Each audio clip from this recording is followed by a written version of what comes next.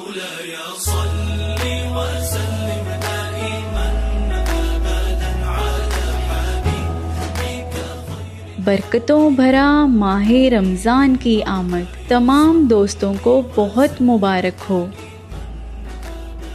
یہ مہینہ ہے دعاؤں کا، نیکیوں کا، رحمتوں کا. یہ مہینہ ہے سر جھکانے کا، رنجشیں مٹانے کا.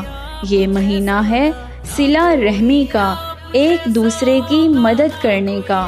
یہ مہینہ ہے اتحاد و اتفاق کا، کچھ دینے کا، کچھ پا لینے کا. اللہ تعالیٰ کا احسان ہے کہ اس پاک ذات نے ہمیں ایک بار پھر ماہ رمضان کے قریب کیا.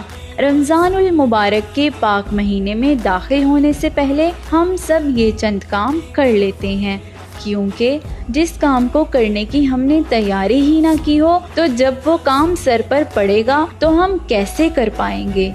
سچی توبہ کریں، اپنا معاملہ اللہ تعالیٰ سے صاف کریں، کیونکہ گناہ نیکیوں کے راستے میں حائل ہو جاتے ہیں.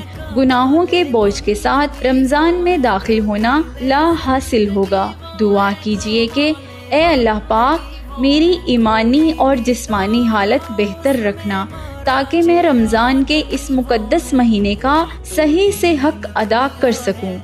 اس لیے اس مقدس مہینے کا خوشی سے استقبال کیجیے گا، کیونکہ رمضان المبارک شدید گرمی میں آ رہا ہے اور اس موسم میں روزہ انتہائی مشکل اور طویل ہوتا ہے. تو جب انسان کسی کام کو خوشی سے کرتا ہے تو وہ کام آسان ہو جاتا ہے.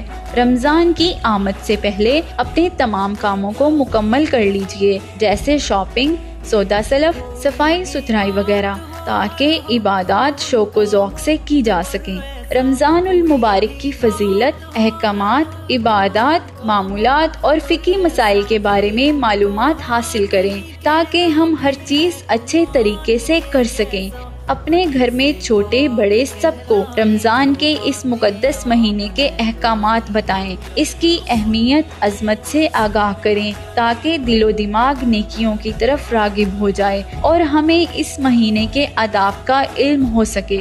رمضان المبارک میں روزہ رکھنے کا مقصد صرف بھوک پیاس برداشت کرنا نہیں ہے. عبادات اور نیکیوں کے اس عمل میں اپنے چھوٹے بچوں کو ضرور شریک کریں، تاکہ ان میں عبادات اور بہترین معاملات کا شوق پیدا ہو اور ان کی عملی تربیت کا سامان پیدا ہو سکے. رمضان المبارک کی تیاریوں کے لیے گھر کے ماحول کو تبدیل کریں اور بچوں میں بھی استقبال رمضان کا جذبہ اجاگر کرنے کے لیے عملی کاوش کریں. آئیے ہم سب رمضان المبارک کا استقبال دوسروں کو معاف کر کے، دلوں کو صاف کر کے کرتے ہیں.